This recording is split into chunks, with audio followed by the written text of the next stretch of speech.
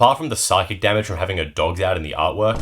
High Perfect Morcant makes each opponent blight 1 when an elf ETBs and lets you tap 3 untapped elves to proliferate at sorcery speed. We can make this deck super nasty. Whole bunch of elves, infect, and counters is a really good game plan. A few notable elves include Tybar the Bellicose, who puts +1/+1 counters on any of our elves when they tap for mana, which we can then proliferate, and he also gives our elf Death Touch, and Lathril, who we can buff up huge and swing through to make a huge army of elf tokens, which we can then tap to proliferate everything else we're doing. Token generation is super important by running cards like Elvish Warmaster, who let us turn our elves into even more elves, Elven Ambush, who lets us make an elf for every elf we control, and Wolverine Riders, who lets us make an elf every upkeep and will gain us a huge amount of life based on elves entering the battlefield. We can also run some generic +1/+1 counter support. Ouroboros is the gold standard here since it puts counters on everything and will get out of control super fast, and Dionysus Elvish Archdruid is particularly good here since we can use Morcant to tap our elves to proliferate and have Dionysus' ability untap them, put a 1/1 counter on them, which we can then proliferate later. We don't need a huge -1/-1 counter support since the Blight is so powerful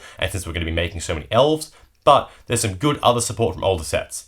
Blowfly Infestation lets us distribute more counters when creatures die, Crumbling Ashes lets us blow up a creature with a -1/-1 counter and an upkeep, and we can run a few cards like Massacre Girl Known Killer that draws a card whenever a creature dies from a -1 counter, or Yawgmoth who lets us sack our other elf tokens to put even more -1/-1 counters and draw cards and let us proliferate other counters even more. Proliferating poison counters though, once we have a huge pile of elves, is the clear win. We can use cards like Infectious Bite to give each opponent a poison counter and start the clock, or Tainted Strike will give us an opportunity to one-shot an opponent if we can get through with a big elf. Beyond that, don't think about it too hard, just run a whole bunch of generic elves that make you mana and buff other elves, run creature-based card draw like Shamanic Revelations, and then creature-based sweepers like Kindred Dominance to close out the game. And yes, this does go infinite with Flourishing Defenses, and no, the table will not be happy about it. I'm working through building as many of these Lorwyn commanders as I can, so drop me a comment if you want to see me cover a particular card, otherwise follow me for more Magic the Gathering content.